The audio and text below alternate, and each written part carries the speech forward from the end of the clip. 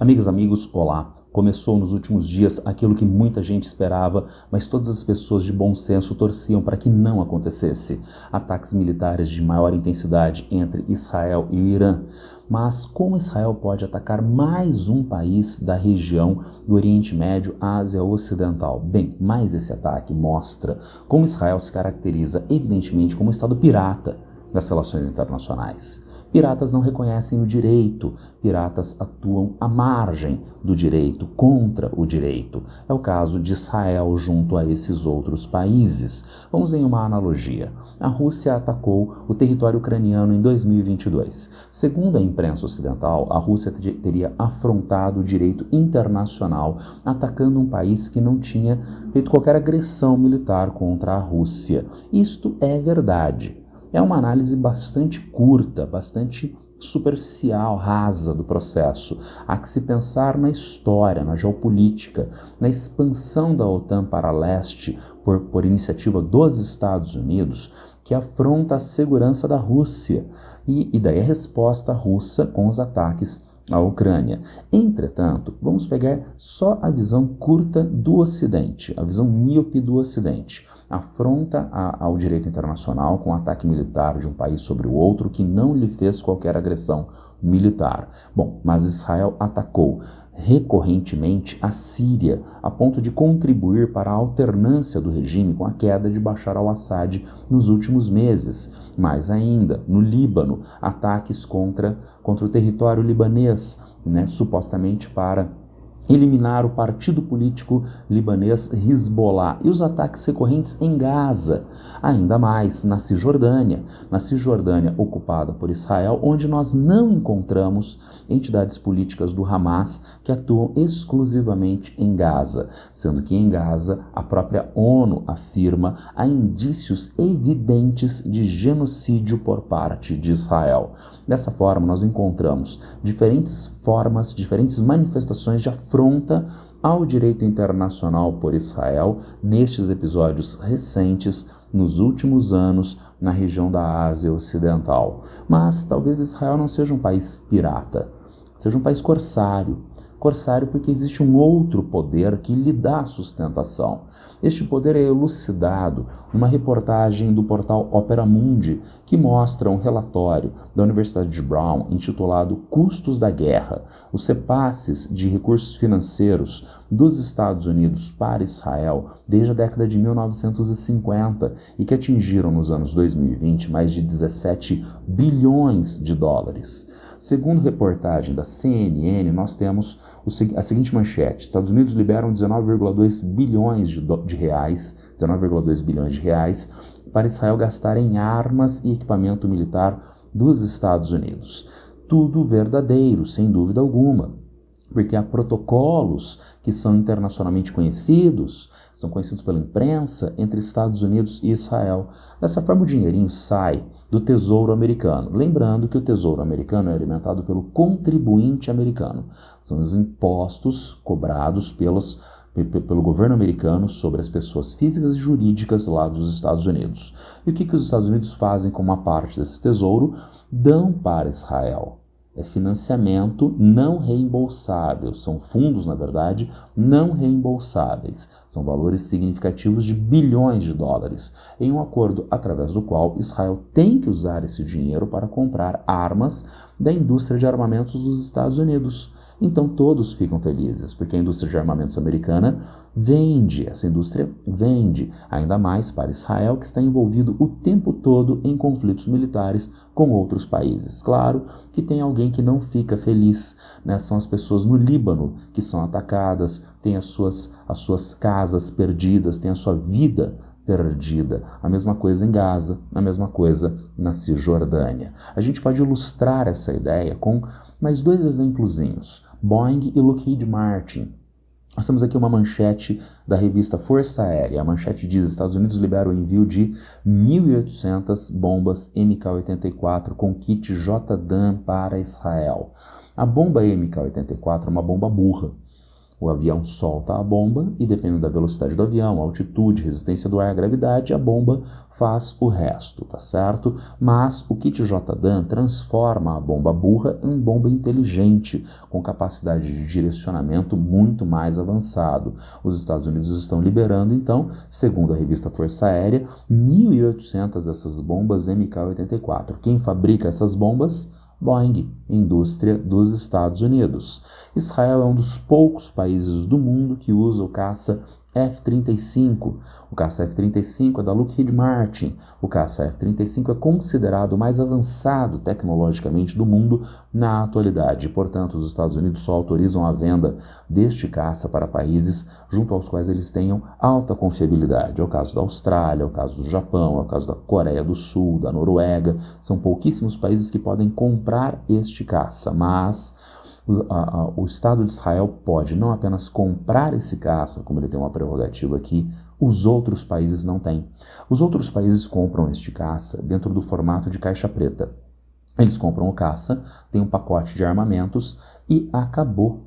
Agora você treina o seu piloto que vai pilotar a aeronave, ponto final. Israel é o único país que pode desenvolver aviônicos e integrar os sistemas de armas do próprio país, de Israel, ao caça F-35. É o caça F-35, digamos, desbloqueado. Vamos ver a importância disso. O Brasil não tem caças F-35.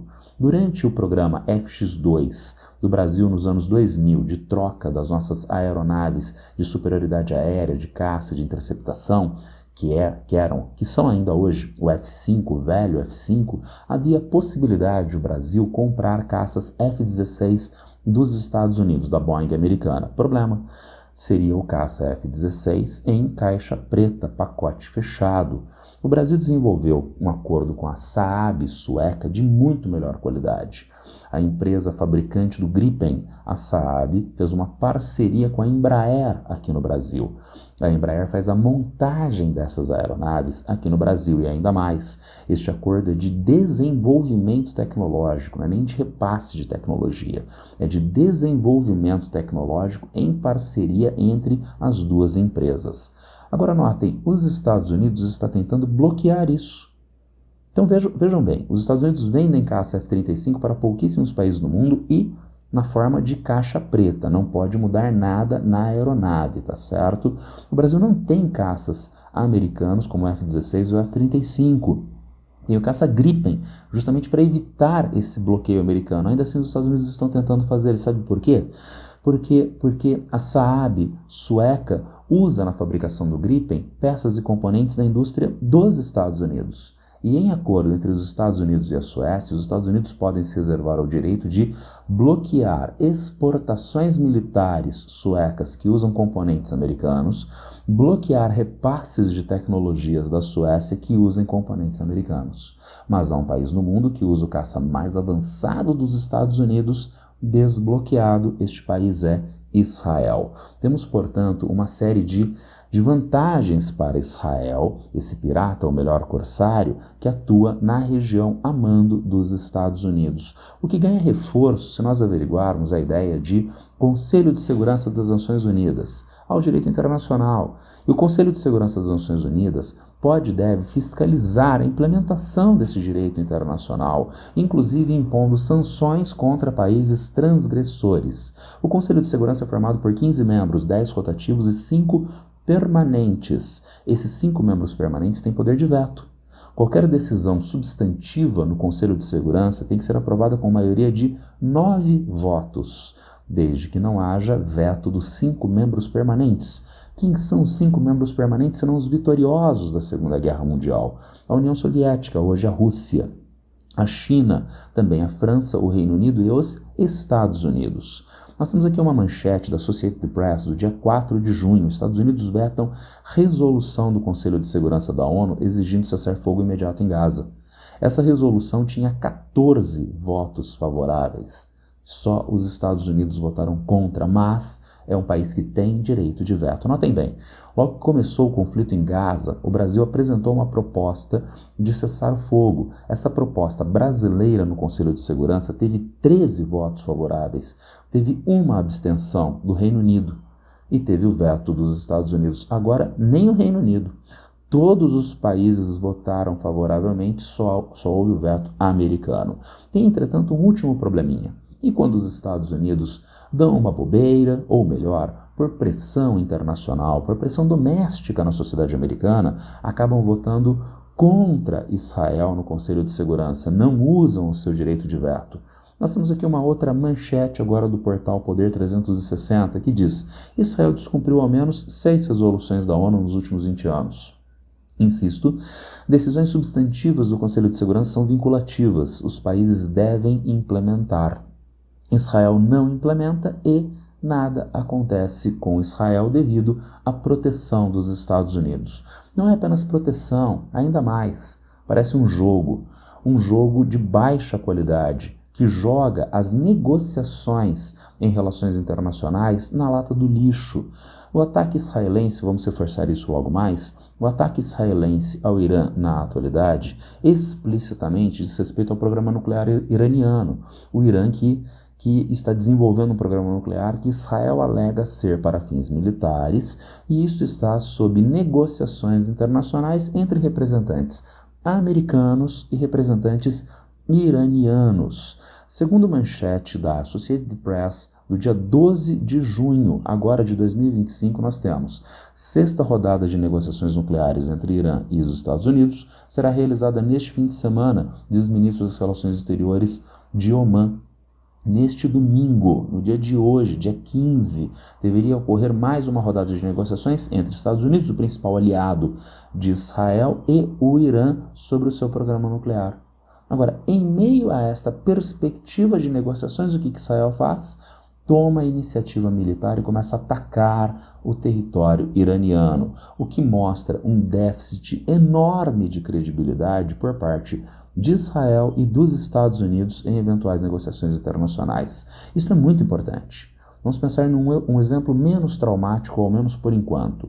Por pressão do governo Donald Trump, o Panamá se retirou nos últimos meses da nova Rota da Seda, do Belt and Road da China, por pressão do governo americano.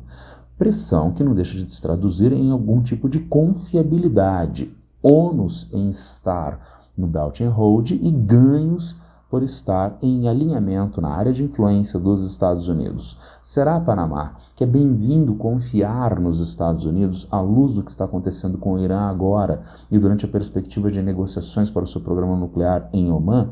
Claro que não. Seria mais interessante se lembrar daquilo que eu sempre me lembro aqui nesse podcast de Henry Kissinger, ex-secretário de Estado dos Estados Unidos, que numa oportunidade disse: ser inimigo dos Estados Unidos pode ser perigoso, mas ser amigo é fatal. Não confie. O Irã não confiou nos Estados Unidos, mas era um momento de negociação. Existia uma condição de negociação que foi rompida através dos ataques israelenses que eram de conhecimento dos Estados Unidos. Tudo isso poderia traduzir uma ideia de vassalagem. Vassalagem israelense às demandas americanas. Israel, que é então o representante americano na região, faz o trabalho sujo que os Estados Unidos não gostariam de fazer na região. Mas não. A vassalagem é no máximo de parte a parte. Existe a AIPAC, o Comitê Americano de Assuntos Públicos de Israel. Trata-se do lobby judaico na política institucional dos Estados Unidos.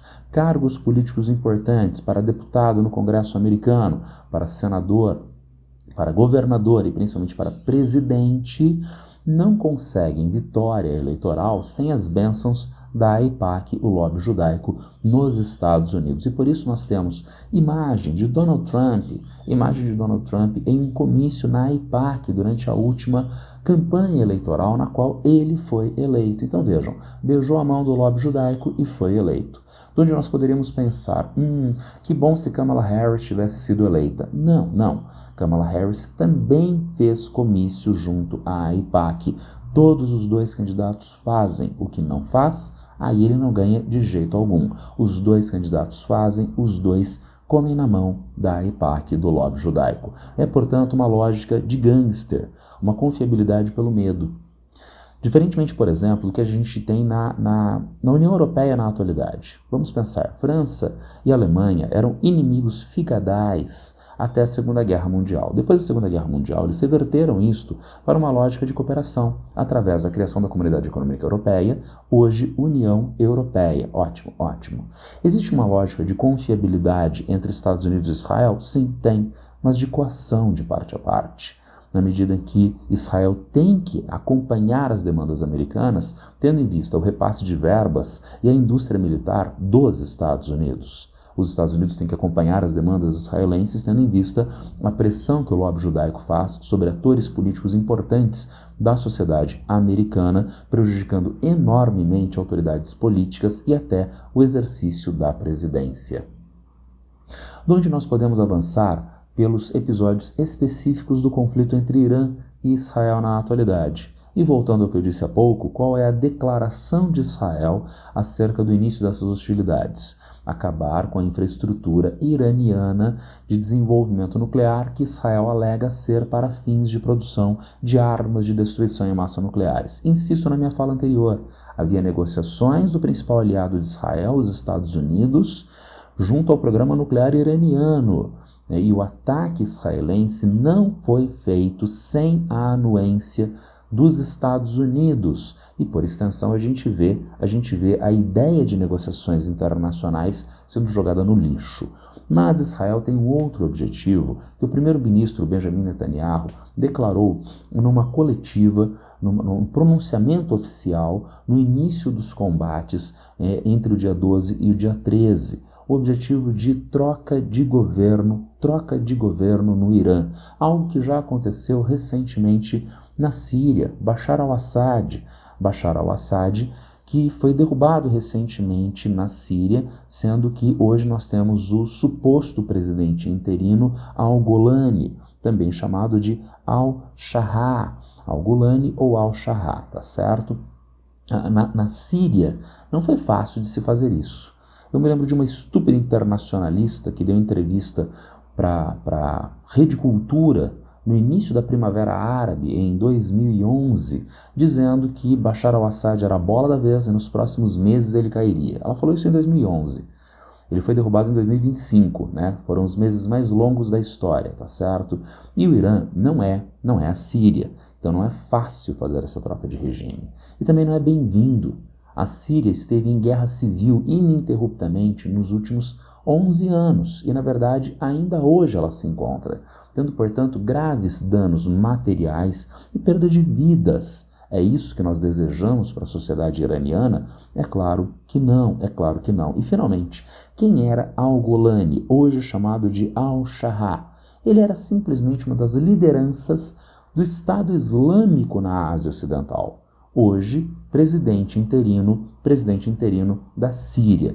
Ele se diz interino, mas ele é presidente interino há meses e meses a fio. Está se tornando, evidentemente, um presidente interino vitalício, que recentemente recebeu com pompa de chefia de Estado o príncipe herdeiro da Arábia Saudita e o presidente Donald Trump, abençoando, portanto, dando o aval dos Estados Unidos a esse governo interino vitalício da Síria. Avançando ainda, o Irã tem hoje problemas junto à questão política e militar regional, pela pequena quantidade de aliados regionais e o enfraquecimento desses aliados. A Síria, que eu falei há pouco, era um país aliado do Irã e hoje não tem mais Bashar al-Assad. O Líbano tem o partido político Hezbollah, aliado do Irã, e que se tornou um partido político com força militar, mas muito enfraquecido nos últimos meses devido aos confrontos com Israel. O Iêmen que tem os Houthis com força militar bastante significativa. Os Houthis protagonizaram, segundo reportagem do New York Times, uma quase derrubada de uma aeronave F-35 dos Estados Unidos nos últimos meses.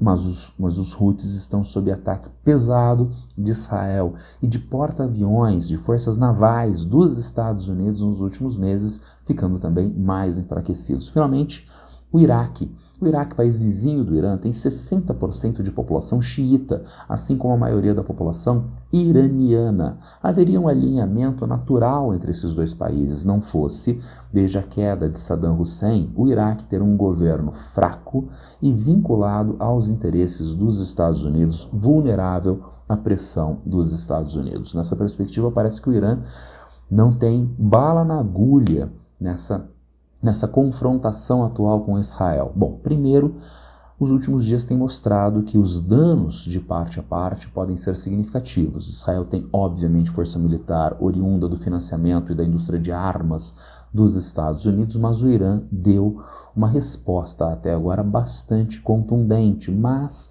o pior está por vir em termos econômicos. Se o Irã ficar mais fragilizado nessa confrontação, ele tem um recurso bastante interessante, o petróleo. Não só o petróleo dele, país que por sinal é membro da OPEP, mas petróleo da região. O petróleo da região, da Arábia Saudita, o petróleo do Irã, o petróleo do Iraque, do Kuwait, eles passam pelo Golfo Pérsico e pelo Golfo de Omã antes de avançar para os seus destinos internacionais. Entre o Golfo de Omã e o Golfo Pérsico há o Estreito de Hormuz, que militarmente o Irã poderia bloquear por dias ou por semanas até. Esse Estreito de Hormuz é por onde passa nada mais nada menos que 25 a 30% do comércio mundial de petróleo. E é por isso que nós já tivemos um aumento do preço do petróleo no mercado internacional. Antes da guerra, no dia 5, 6 de junho, o petróleo estava custando na faixa de $65 o barril. Começaram as hostilidades de Israel contra o Irã e o petróleo deu um salto para $78 o barril. Há quem estime que o fechamento do Estreito de Hormuz por algumas semanas poderia levar o preço do barril do petróleo a $200 o barril, afetando muito negativamente a economia mundial e grandes atores mundiais, como é o caso da China, grande importadora de petróleo, e também a própria economia dos Estados Unidos, o que mostra, portanto, um desenrolar econômico bastante complicado desta guerra no que diz respeito às fontes de energia, no que diz respeito ao velho petróleo. Finalmente, uma última coisa, a ideia de contaminação desta guerra em um conflito de maiores proporções com as potências mundiais. Já há manchetes dos meios de imprensa dizendo, quase que instigando, Rússia e China estão em paralisia e não estão apoiando o país aliado, o Irã. Mas é de uma nulidade uma manchete como esta, é de uma nulidade incrível. Qual seria o interesse russo em participar ativamente da guerra ao lado do Irã? Qual seria o interesse chinês? Não haveria interesse. Não haveria interesse porque a guerra não é russa, não é chinesa, tá certo? E ainda mais, a Rússia está envolvida nos seus próprios problemas militares na Ucrânia, onde também os Estados Unidos jogam todo o seu aparato militar na Ucrânia na confrontação contra a Rússia. A China, por sua vez, não tem a lógica americana, ocidental, israelense de caos para exercer controle, de guerra, conflito para exercer controle. A ideia chinesa do Belt and Road, da nova Rota da Seda, é a globalização a partir da negociação, a partir do multilateralismo. E, portanto, a China demanda regras estáveis para exercício de influência internacional mundial, e não como os Estados Unidos e Israel, dentro de uma lógica de guerra, de caos, para dentro desse contexto se impor, tentar se impor à força. E por isso nós não temos expectativa de um envolvimento direto russo ou chinês dentro deste conflito na atualidade, nem mesmo um envolvimento indireto de repasse oficial de armas, recursos financeiros chineses, russos para o Irã. O Irã, portanto, nesse sentido, não tem maior apoio militar dessas potências, mas tem um apoio político, junto ao Conselho de Segurança da ONU, junto a outras instâncias internacionais, que pode e vai fazer mais pressão sobre Israel e sobre os Estados Unidos. Bem, era isso por hoje, nosso podcast tratando de alguns aspectos ligados à intensificação do conflito entre Irã e Israel, que hoje se manifesta como guerra entre os dois países. Quem tiver alguma dúvida, algum problema, já sabe, é só me encontrar a qualquer tempo nas redes sociais. Abraço para todas e todos e boa sorte.